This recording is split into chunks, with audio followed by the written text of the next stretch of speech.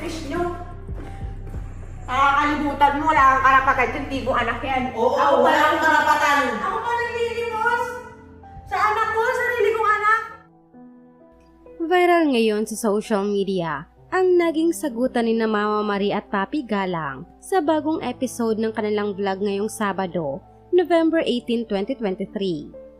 Hindi na iwasang magkasagutan ni na Papi at Mama Marie dahil sa magkaiba nilang panig patungkol sa kung sino ang dapat na mag-alaga sa dalawang anak ni Papi na sina Happy at Dodong ngayong may sakit ang mga ito.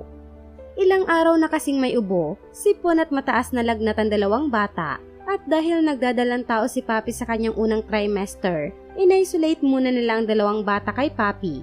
Kaya sa bahay ni Mama Marie muna ang mga ito at si Mama Marie rin ang nag-aalaga. Gayunpaman, tila inatake ng pangungulila si Papi sa kanyang dalawang anak, lalo't ilang araw ng araw niyang hindi nakikita ang mga bata at gusto rin umano niyang alagaan ang mga ito. Iba pa rin daw kasi para sa kanyang alaga ng isang ina, at siguradong naghahanap daw ang mga ito ng yakap mula sa kanya. Kaya naman nang makita niyang dumalaw si Mama Marie sa bahay ni Tony, inisip nito na baka pwede na rin niyang dalawin ang mga anak sa bahay ni Mama Marie dahil nakakalabas ng araw ito mula sa pagkaka-isolate nila. Ngunit bago pa man siya makakyat ng kwarto kung saan naroon ang mga bata, natanong na siya ni Mama Marie kung bakit siya nandoon at sinusubukan siyang pigilan at paliwanagan. Ngunit nagkataasan nga sila ng boses ng tila ayaw magpapigil ni Papi at sabihing tila ipinagkakait ng araw sa kanya ang sarili niyang mga anak. Paliwanag ni Papi, noon pa man daw ay siya na ang nag-aalaga kay Happy kapag may sakit ito, kahit pabuntis din naman siya noon kay Dodo. Bantay dun eh. And ako naman yung nag-aalaga sa kanila. Kahit may sakit sila, kahit buntis ako. Si Ate Marie nga nakakapunta dito eh. Why not ako? Bakit yan dito? Surprise mo namin si Happy. Hindi kayo pwede pumunta? No. Bakit hindi pwede? Kasi magkakaroon kayo, may kakawaan kayo eh. Hindi ko nga pwede lumapit sa akin eh. Bakit naman mo kaya? Hindi pa ako nakakanap. Happy, hindi nga pwede. Ako rin naman nag-aalaga kay Happy nun. Happy, bawal lang pumasok dyan. Ikaw lang pinaproteksyonan eh. Ikaw bahala, sige. Ikaw bahala sa mga bata kapag nagkasakit pati ikaw. Wala tayong sisihan ha? Wala akong inaano. Hindi ako nag-aaral Gusto ko sa'yo. naman dalawin yung anak ko. Dalawin mo yung anak mo kung magaling ka, kung magaling na. Kasi magkakapingpong lang eh. Labas pa ako sa ospital. Nagpunta tayo, nagpa-check up tayo, tapos ikaw nagpa-check up din. Buntis ka! First trimester, mahirap. Hindi ako nag-message na ako sa'yo, nagpunta rin ako dun. Eh ako naman, maligo ako, nag-spray din ako sa lalamunan. Bawal ka ng gamot, bawal ka na kahit ano. Ipipilit niya na ni Happy. Bawal nga. Tiis lang naman eh. Tiis, lagi na lang naman na ako nagtitiis. Tiis. Lagi naman wala sa akin yung mga bata, may nangalang. It doesn't matter kung nasa iyo yung bata o hindi. Ang pinupunto ko dito, may sakit yung mga bata. Pagkatas, pag nahawa ka, Pinapalirot ka nanay. magpakananay ka kung wala ka sakit. Magpakananay ka. Mas magpapakananay ka kasi hindi iingatan mo yung nandyan sa'yo. Ngayon. Pero yung ngayon, Bakit mo kaya naman hindi kayo ganyan sa akin, kayaan yung nasa akin yung bata? yabi ka lang. Buti sa kaya, binaan bago ako mga anak ako nag-aalaga kay Happy, may sakit ah. Hindi naman kayo ganyan pag wala sa inyo yung bata. Hindi ko alam kung anong pinagsasabi mo, Papi. Ang pinupunto ko lang, nagkakapingpongan ng sakit. Ang point lang naman dito, sige, pagkagaling ng mga bata, kunin mo. Ang punto ko lang, ayaw kitang magkasakit kasi buntis ka. Huwag mong masamain yun, walang pagdadamot yun. Sayong-sayo yung mga bata. Tatlo yan. Tagal-tagal na yung mga bata dito. Parang ako nagdadamatay sa bata. Hindi kita pinagdadamutan, huwag makitid ulo mo. Parang ako nagdadamatay sa bata. Hindi kita pinagdadamutan, huwag makitid ulo mo. Huwag kang maganyan. Ang punto ko lang, ikaw lang mismo ang iniingatan ko dahil buntis ka. First trimester. Di ba? Nag-ano ka nung nakaraan? Ayaw mo magkaroon ng kahit anong mangyayari sa pangatlong bata o pangatlong anak mo. Eh, gano'n lang din sa kanila. Kasi nakita ko yung pag-ganon eh. Tinitiis ko nga eh. Hindi ko rin nakikita doon si Tyrone niya eh. Nakapag-usap lang ako kanina kay Tony saglit eh. Pero kung ano-ano pinag-i-spray ko doon. Nagtitiis din ako, hindi kayo makasama. Ano ka ba? Pregnancy brain lang yan. Umuwi ka na. Walang pregnancy break. Umuwi ka na, papi. Ang pregnancy brain ang ginagawa mo, pinipilitan mo yung bagay na hindi naman dapat. Punto nga lang dito, walang dadamot sa bata. Oo, namimiss mo yung mga anak mo. Pero ang punto dito, kailangan magpahinga ka muna. Kasi baka ikaw mahawa ka dito, ikaw ang delikado magkasakit. May sakit o wala, hindi naman ganyan. Ako pa nanglili ko sa mga bata. Asawa, halika na. May point si Ate Marie, may point ka rin. Halika na. May point si Ate Marie nga naman. Saka ano. Alam mo kung hindi ko lang iniisip yung kalagayan mo, hindi ko lang iniisip yung mga bata, ipagtutuktulan ko na sa'yo ngayon, sige, bitbitin mo pati mga yaya mo, wala akong ano doon. Pero ayoko magsisilip pa sa bandang huli. Kausapin mo si Tony, pumunta ka doon sa kabilaan, umuwi na kayo. Halika na, asawa. Please lang. Uwi na kayo. Ano magdedesisyon? Kasi ako babara rin ng bahay. Uwi ka na. Nakakaya ko niyan. Oo, nanay ka na. Nanay ako, ng lahat ng dito sa Toro Family. Umuwi ka. Pero wala ka. Umuwi ka, may karapatan ako sa lahat. Leche, alis! Halika na, mami. Ayoko ng ano dito. Ayoko na makipagtalo dito. Sige na, alis na, alis na. Ako pa na Alis na, alis na, alis na. Harvey. Parang ako pa Oh my God, halika na. Walang nakikipag-agaw sa'yo, papi. Walang nakikipag-ano sa'yo. Ate, nagbibideo ako. Sorry kasi nagbibideo kami. Dalala kami Oo, ni alam Ate. ko. Sige na. Ayoko makipag-anuhan. Sige na. Huwag ka na, Mami Kat. Sige na. Ako pa kayo masama. Wow. Hindi na nga ako pagkikilala nga ni Riabix, ganyan ka sa akin. At least ligtas ka tsaka mga bata. Napaka-selfish nyo. Nakakalimutan mo, wala kang karapatan yung di mo anak yan. Oo, wala akong karapatan. Ako pa naglilimos. Sa anak ko, sa sarili kong anak. Mag-usap tayo pag nasa matinong ano ka na, katauhan ka na. Parehas kayo may sakit. At yung Harvey, alalayan mo na yung bumaba ko Opo. na medyas. Alis na kami, Tess. Sige na, sige na. Ang kulit ni Papi. Hindi nga siya pwedeng pumunta sa bahay. Kasi nga may sakit nga yung mga bata. Ano ang hindi maintindihan doon? Hindi ko pinagdadamot yung mga bata. Hindi sila pwedeng magsama kasi simply as buntis siya. Simply as that. Yun lang talaga yun. Kapag may nangyaring masama sa sinapupunan niya, sinong may kasalanan? Ayoko na ng blame eh. Basta hindi siya pwede, hindi ako pumayag. Hindi siya makaintindi. Hindi talaga pregnancy brain. Ewan ko. Gusto ko lang naman sila makita. Kasi namiss ko yung mga anak ko. Sino ba namang nanay hindi gusto alagaan yung anak niya pag may sakit, diba? Tsaka alam ko namang kailangan nila ako. Yung yakap ng nanay, na comfort nila, na nandito yung mami ko, pag may sakit ako, love niya pa din ako. Yung ganun. Na ano lang ako. Hindi ako ang masama dito, iniingatan ko lang sila. Walang issue, walang halong kung ano man yung sa mga bata, hiraman o bawal makita, walang ganun. Sa health tong pinag-uusapan. Dahil ayoko yung ping-pong effect. Gumaling na to, tas kapag nakasalamuhan niyang pagaling na, mahahawa siya, ganun ulit, hindi na matatapos. Ewan ko, sa dami ng inalagaan ko. Alam mo yun, isa siya sa mga nanay na pasaway para sa akin. Tony, uuwi dyan si Papi. Oo.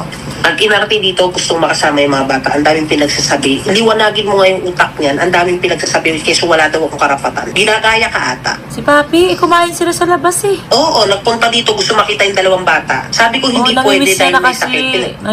Namimiss na sila Happy. Oo, ayoko nga na magpingpungan. Tapos first trimester niya pa. Oo nga. O umiiyak. Kanina dito, talagang nagtimpi Asa na? talaga ako. Asa na? Yung gusto kong irolyo yung buong mata ko kanina, talaga nagtimpi ako sa mga sinabi ko. Kasi, nako, kundi lang buntis. Alam mo yun, na ano, tiniis ko pa yun. Tiniis ko pa. Ang dami niyang inaano. Bitbiting niya yung dalawang bata nang walang tulong ni Harvey. Kaya niya, tas buntis siya. Kinuha niya ba? Kinuha niya ba yung mga bata? Hindi niya kinuha. Asan siya? Sa kanya, ayoko magkasisihan. Sige, kung wala ka ng ano, pero hindi talaga ako papayag. Kasi hindi ko i-risk yung health ng dalawang bata at hindi ko i-risk yung health niya. Sabihan niya ng pakialamera ako in wala akong pakialam. Ang punto ko lang At doon, sana gumaling tumutunog na siya. yung tumutunog na yung pinto. Andiyan nata sila Papi. O sige na, Wait lang, ikaw sige, na babay na. ano dyan paliwanag dyan Sige, dahil sige. complicated eh. Oo. Feeling Miss No It All na naman. Miss Universe na, akala mo sobrang talino eh. Pero hindi mo siya sinigawan or something. Tumunta ka sa akin ng pusis. Dapat hindi mo na pinatulan. Alam mo naman buntis yun. Eh, papasok ka eh. O sige, wait lang. Ito na kumakaon na si birthday. Sabi na ko kung ano-ano. Oo, sige. Kakakausap ko lang kay ate. Nagdalo sila dun. Nag-away sila dun eh. Nakapanti lang ako. Minsan nakapanti lang kasi ako. Kilala. Wala nang bisitahin si Happy. Oo.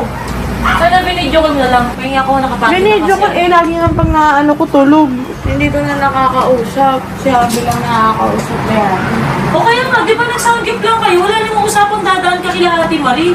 Sabi niya namimiss niya kahit dumaan lang kami saglit. Nawala rin sa isip ko na sinabi rin pala ni Ate Marie sa ping-pong na sakit. Kaya yun, sabi ko ate na hindi ako point mo, hindi ako point ni Papi. Kaya niyaya ko na si Papi umalis. Natalo na sila kasi. Papi, baka ino-hormones ka. Ino-hormones ka niyan, kaya ganyan, na namimiss mo na yung mga bata. Siyempre nga sinong nanay naman, Papi, mainis sa mga bata. Parang naman ang kay Happy, di ba? Ano? Ba't yung kay Happy? Ako naman nag-aalaga kay Happy nun ah. Gusto pa ako kay Happy, di naman sila ganyan pag wala sa kanyang bata. Ano nga doon sa'yo si Happy? May sakit nga si Happy. Nung may sakit nga si Happy, ako nag-aalaga. Buntis ako kay Happy, di naman siya nagaganyan. Ngayon siya nagaganyan sa akin. Mali, which is mali nga yun, di ba?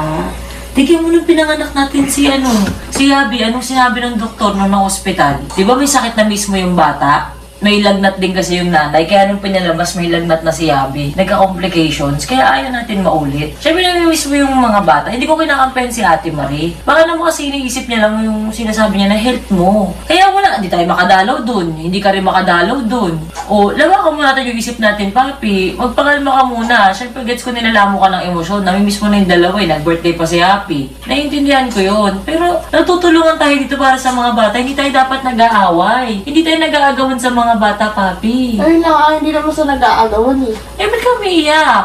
Nasaktan lang kasi ako. Nasasaktan ka na ano? Na hindi mo sila makasama? Hindi. Sige lang nga pala, hindi naman ako madamot sa bata eh. Hmm. Alam mo yung namala kasi Totog na na parang hindi ako yung nanay niya. Masakit sa akin. Na sige, mas convenience nag-aalaga ng bata, pero yung problem, lumalaki sila, malayo yung loob sa akin. Tapos parang nagigilty ako, kasalanan ko kasi wala akong kwento ng nanay, di ako makapag-alaga. Eh, bakit buntis ka ulit eh? Hindi ka talaga makakapag-alaga ngayon. Di ba nung nakaraan may mga issue yung mga yaya na walang kwenta? Oo nga, pero ito yung kinakatakot ko. Una pa lang kay Happy pa lang nalalayo sa akin doon ng bata, kaya iniisip na madamot ako sa bata. Papi, Which is nangyayari naman na ngayon. Oh, diba? Na hindi ako kilala ni Dong. kilala ka naman ni Dodong ah. Mas malapit nga lang siya kay ate kasi siya nag-aalaga. Yan na nga yung pinupunto. Kaya ako, gusto man lang bumawi sa mga bata eh. Pwede ka kang bumawi. Kapag hindi ka nabuntis, kapag hindi mo naman i-risk yung pangatlong bata sa tiyan mo. Lalo na ngayon na may heartbeat na yan. Pag nagkasakit ka, paano kung malaglagan ka? Nalagay naman natin sa risk yung health ng pangatlong bata. At saka gusto mo, real talking kita. Eh kasalanan ba namin kung nagpabuntis ka na naman ulit at hindi ka makakilos? Nataas lang ng boses sa'yo si Ate Maria. Pero wala naman siguro ibig sabihin yung mga taas niya ng boses. Ang hirap lang kasi parang ako pa yung malilib sa pagmamahal ng anak ko. Alam mo yun, na parang ako pa yung nakikihati na ako naman dapat yun eh. O sige, anong gusto mo kunin silang lahat nasa'yo? Yun ba gusto mo pati mga yaya? Sigurado ka ba dyan? Nang lahat may lagnat at naka-antibiotic sila. Gusto mo ba ganun? Gusto ko lang naman dalawin yung bata. Nagkakait pa sa akin. Eto na naman siya sa pa-miss know-it-all niya. Eh, siya yung nanay. Siya tatlong anak eh. O tapos, kukunin niya yung mga bata. O sige, try niya. Di ba natin maantay na gumaling na muna? Tayo lang natin ang konti na lang. Tapos, Ba't kasi pag sa kanya yung depression niya, iintindihin pag ako, may nararamdaman ako, wala. Ano ba lang kasi, lagi ako mag-a-adjust, may depression siya. Paano ako may depression na naman ako? Hindi ko lang nire-reach natin sa kanya. Pagdating sa mga bata, parang ako lagi yung tatlo. nga, may depression nga si Ate Marie. Pero issue ba yung depression niya ngayon o yung lagnat ng mga bata, di ba? Hindi lang naman doon. Hindi lang naman doon kung bakit ako pumuputok eh. Ano? Diba? Tulad nga niya, parang di pa lalayo yung bata, yung vlog ng bata. Sabi ko sa amin nga, diba? Punta sa akin ng malaki. O, ito sige kunin natin. Una pa lang naman, bago tayo lipat dito, pinag-usapan natin. Ayaw ma-stress sa yaya, kaya dapat doon yung mga bata para malapit lang sa'yo. Ngayon nagkalagnat, alam ko namin mismo sila. Nakikita ko baka kailangan lang natin kumalma. Tapos after gumawa ng mga bata, pag-usapan natin yung kung ano yung way mo na gusto mo syempre bilang nanay ko. Sa'yo ba? O may sa kanya ba? Hindi ko naman mo pwede lagi-lagi sa yung burden, papi, na walang anak si ate, huwag mo alisin sa kanya. Kasi anak mo yun eh. Gets ko yun, it's your right. Ano mo yun eh. Karapatan mo yun eh. Pero mas maganda pag-usapan natin ng maayos. Kung na-feel mo lang na pagdamutan ka kasi hindi mo malapitan, kasi nga may sakit eh. Siyempre, mahal din natin yung pangatong nasa tiyan mo ngayon. Pakalma ka na lang, tapos pag-usapan natin kung ano, yung gagawin natin next step. Kapag magaling na sila, wala nang lagnat. Kasi yung nararamdaman mo, hindi mo na alam saan mo hugutin. Marami ka ng baka naipon mo na rin yan, papi. Hindi mo lang masabi. Hindi ko masabi yung hormones lang, nabuntis ka lang. Baka matagal mo na yung gustong sabihin, hindi mo lang masabi. Pero ang pakiusap ko sa'yo, huwag mo natin kunin yung mga bata kasi may lagnat. Nagsasacrifice naman din si ate na mapuyat, maggamot-gamot at magpunas sa mga bata doon. Ganun na muna. Halika na, Utoy, yakabin na muna ako. Halika muna dito. Okay lang yan. Siyempre, kahit mami ka na gusto namin, baby ka pa din dito. Naalagaan ka lang, ha? May sangyup tuloy si papi. Oo, to. Amoy samgyup ka. Amoy barbecue ka. Kaya yung tissue. Sundin mo natin sinabi ni Ate Marie. May point silang dalawang sinabi naman ni Ate Marie. Kunin mo pag magaling na. Kasi dito mag-ping-pong. Sisi muna tayo sa video call asawa. Kahit ako naman namimiss ko rin si Happy. Hindi ko nga lang nakakausap kay Happy. Tinry ko lang yung sa PC na mag-video call kami. Nagot lang ako, sumagot siya, nagsalita na siya. Umalma ka na lang muna. Ganun talaga eh. Buntis si Papi. Kailangan talagang intindihin. Kahit punong-puno na din talaga ako sa mga arte niya. Wala eh.